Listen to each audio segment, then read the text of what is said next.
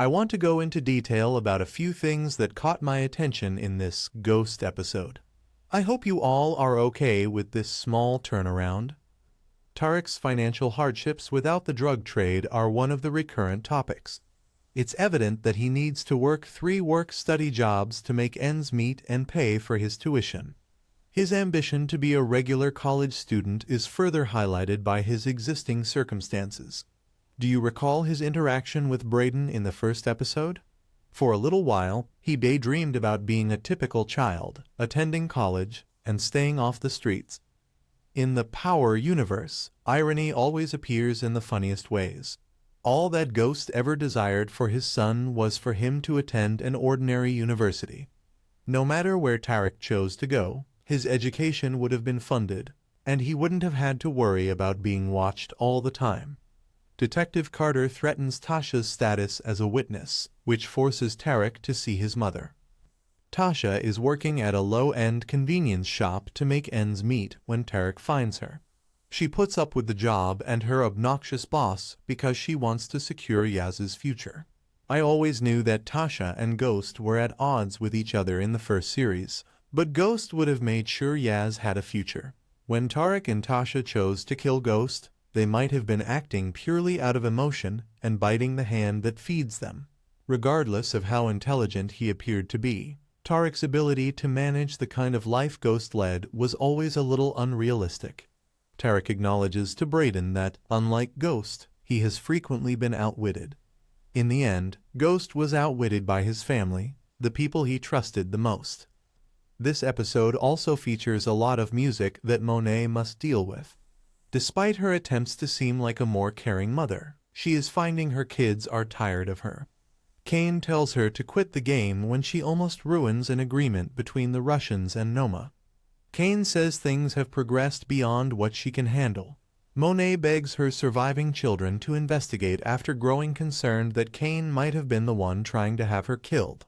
While Drew has been unsure about Monet, he plans to murder her by giving her a different prescription when she refuses to accept responsibility for her acts.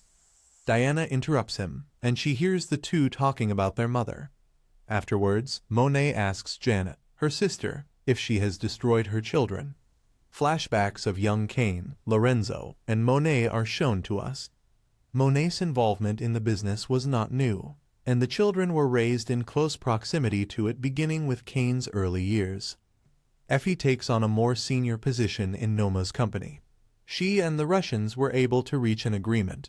Effie is a crucial component for Noma because the leader of the Russian organization wants to work with her exclusively going forward. I'm prepared for Effie to leave. It's hilarious how she tries to make Tariq like her again in the classroom scene. Because Effie sided with Kane and Noma, Tariq experienced a great deal of stress. She doesn't believe that receiving a text message clears the slate. Carter, the detective, visits Tariq, Obi, and Davis. After his visit, Obi gets arrested, and I wonder if he will turn on Noma. She now has Kane as her #1 fan, so things could get a little tumultuous between them. In an attempt to trade Tariq for his law license, Carter offers it to Davis, but Davis rejects. Detective Carter's chat with Tariq seemed so intimate, it was almost comical another police officer questioning a scent. Patrick based only on conjecture rather than concrete proof. On my bingo card, Diana's pregnancy was mentioned subtly. Of course, we're looking at a possible episode of Maury when she eventually turns up the drawings to Tariq and Salim. The nurse's words offended her, and I felt the woman was just spewing out the facts. You should reconsider becoming a mother as a college student, particularly if you don't have a strong support network. I'm curious to see how everything turns out. Tariq finds 2-Bit and takes back his vehicle. Seeing 2-Bit again was a pleasant surprise, and learning that he likes vegan cuisine is intriguing. The meeting that we had all been waiting for finally happened. It's the first conversation Tariq has had with Monet since her shooting.